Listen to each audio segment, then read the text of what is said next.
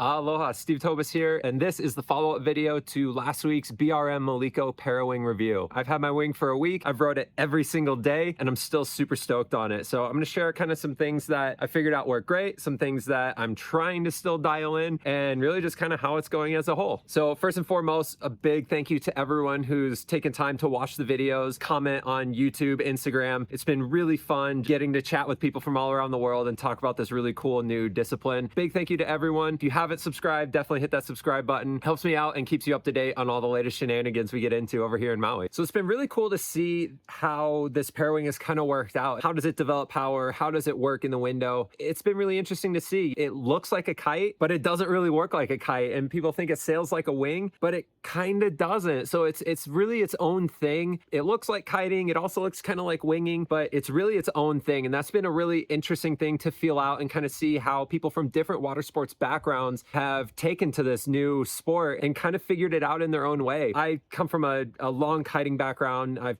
kited for 20 plus years. I've windsurfed, I've winged. It's just been really interesting to kind of see my approach to it and my development and how that's been parallel and divergent to what other people are doing around the world. Keep it up. I'm really excited to see what everyone starts to figure out and just kind of how far we can push this discipline. Let's talk about boards and foils and kind of what I have found has been working well for me and what I've kind of struggled with. My conditions in the last week, it's just been super windy here. We've had great wind. So it's been blowing, 20 to 30, if not more every day. I've been absolutely lit on my 2.9 every time I've taken it out. And I've only rode my 4 a couple times. So my main setup I've been riding has been my 7.7 stand-up foil board. That 7.7 has been a great size to learn on, but sizing down is where I really want to go with this. So to kind of figure this out, I went to the beach with my tow foil setup. I had a 30-liter prone board, my Viper 90, small foils, small boards, and the wind was blowing, 20 to 25 or so. I put up a 4-meter just to see what would happen. I went nowhere.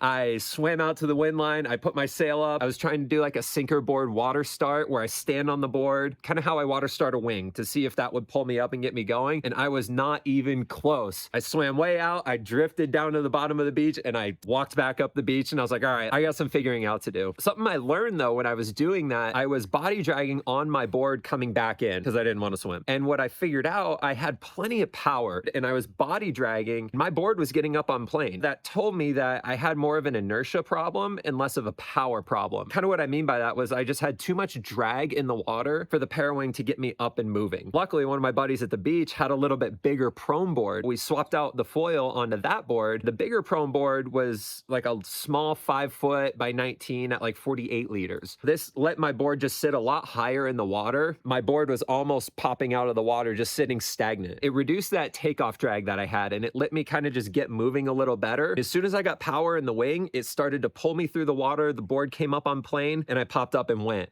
So that was really cool to see and just know that it is possible to ride very small foils with relatively small boards with the Parawing. One thing I've been working on and trying to figure out that I'm still struggling a little bit with is riding these small boards and smaller foils. The power that I need to get that up and moving is very different than the power I want once I'm on foil. Trying to figure out how to accommodate for that gap is something that I'm still trying to figure out and kind of tune the dials on. I've been playing around with the bridle lines and like sliding that middle piece forwards and backwards on the handle. And I found that sliding that middle piece further back does reduce some of the power in the wing, but it also loses a lot of stability. And I kind of get this where the wing's flying all over the place and it kills that nice stable pull that I think is a great feature of the Maliko Parawing. So I'm still trying to figure that out. I think the answer for me is going to be designing a board that's going to be like a mid-length with the right volume and the right shape that's going to have that low drag and low inertia, something that's going to let me get up on plane easy so I can ride a small wing, but it's going to be efficient enough that's going to let me ride a small foil as well. And that's just something I think we just got to play around with a few different board designs and find the right one that's going to work. Overall, as a sport, I think this has a ton of potential. It's really interesting to see,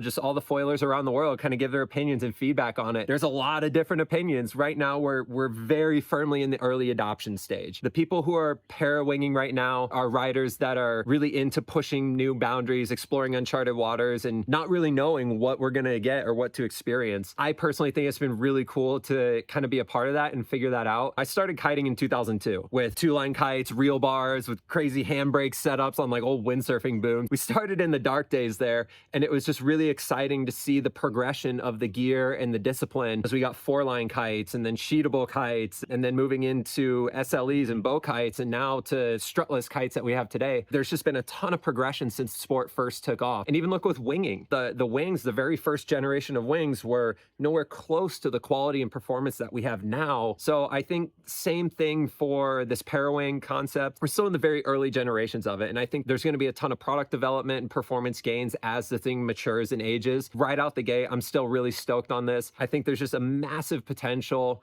especially in the waves. The idea of being able to sail out to the top of the lineup, turn on a wave, stow this thing away, rip your wave all the way down the line to the inside, throw it back up and power yourself out and get another wave, that's gonna be awesome. I think there's just a lot of technique that we gotta figure out to make this work, but to me, it feels absolutely doable when you have the right setup. And right now, I'm just trying to figure out what is that right setup for any given condition. The other element of this is with downwinding. There's a lot of people who are doing downwinders on wings. They want to get into paddling, but aren't quite ready to take that step and commit fully to what it takes to paddle downwind. Let's be real. Downwind paddling is an incredibly difficult sport. It takes a lot of physical output, and there's just a level of endurance that you have to develop to do the sport. With the Parawing, I think it lowers that bar really dramatically, and you still get the same feeling and experience of paddling downwind. Downwinding with a wing, it's okay, but it's in your way a lot of the times. You're trying to work around the wing. You can't see through it. It's backwinding on you. It's kind of more of a hassle than it is a benefit. So with the Parawing, being able to put it up, pull yourself into a wave, depower it, and cruise, that's a really cool thing. It just kind of takes your wing downwinding and elevates you to the next step. It'll teach you how to read the bumps and how to use the ocean energy in a way that winging won't. So it's a great stepping stone between people who are already wing downwinding that want to go to another level but don't really want to jump into paddle downwinding.